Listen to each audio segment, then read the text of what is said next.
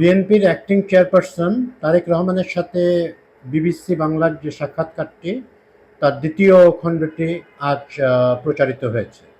প্রথম খণ্ডটির মতোই এখানেও তারেক রহমানকে বেশ কাম, কম্পোজ, শান্ত এবং খুব ওয়েল প্রিপেয়ার্ড মনে হয়েছে।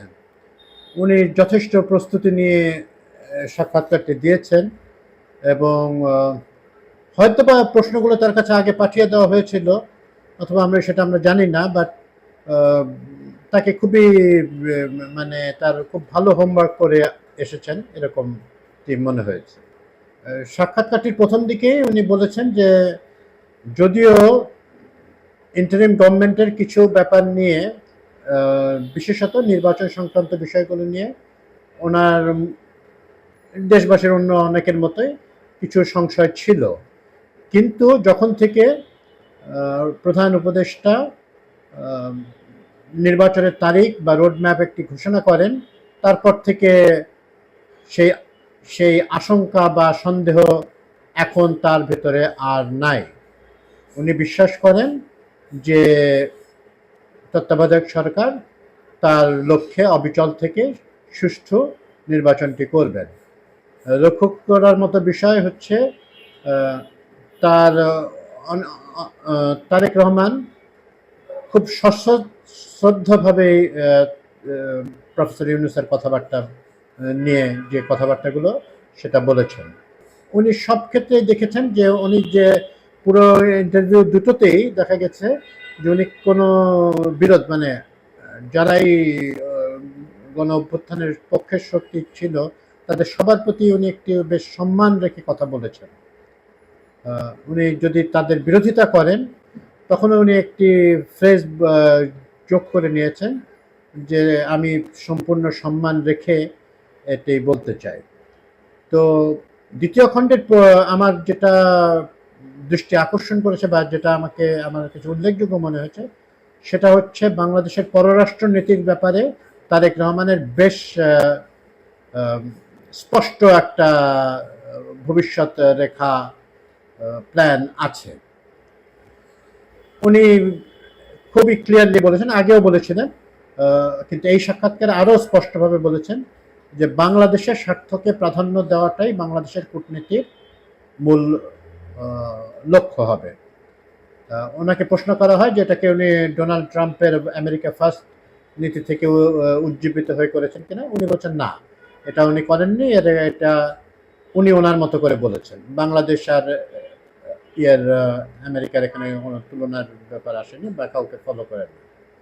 উনি অবশ্যই আরেকটি কথা বলে নেওয়া ভালো, উনি বলেছেন যে বাংলাদেশ আকৃতিতে ছোট হলেও তার পপুলেশন চিন্তা করলে এটি বেশ বড় দেশগুলির ভিতরে একটি।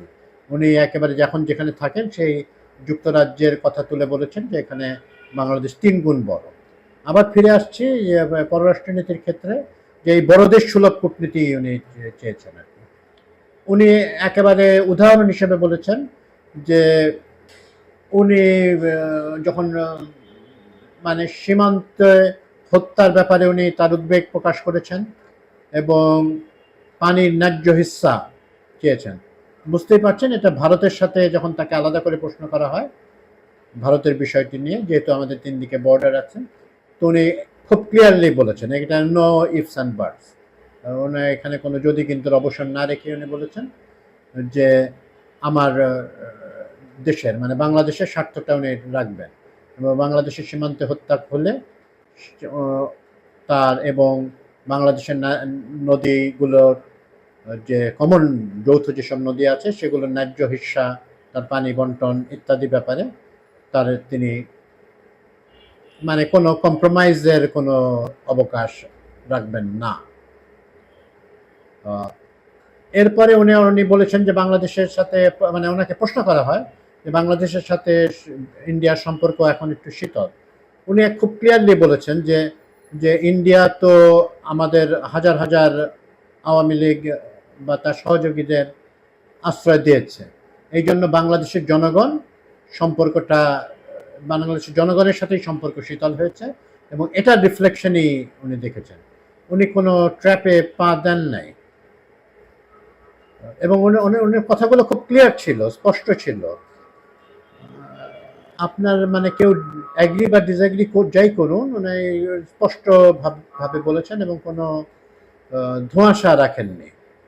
ওনাকে সংস্কার নিয়ে যখন কথা বলা হয়, উনি বিএনপির পজিশনটা একেবারে স্পষ্ট করে দিয়েছেন এবং উনি বলেছেন যে বিএনপিকে আলাদা করে বিএনপিকে সবকিছু মানতেই হবে, এরকমটি উনি গণতন্ত্রের বিরোধী মনে করেন।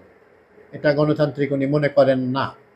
তো এছাড়াও উনি তার বা পরিবেশ সংক্রান্ত ওনার কথা বলেছেন এবং অ্যানিমাল ওয়েলফেয়ারের ব্যাপারে ওনার যে কথাবার্তা আছে, উনি তো পরিবেশ বিষয়ক অনেক সচেতন। এটা একটি আধুনিক রাজনীতিবিদের মতো কথা।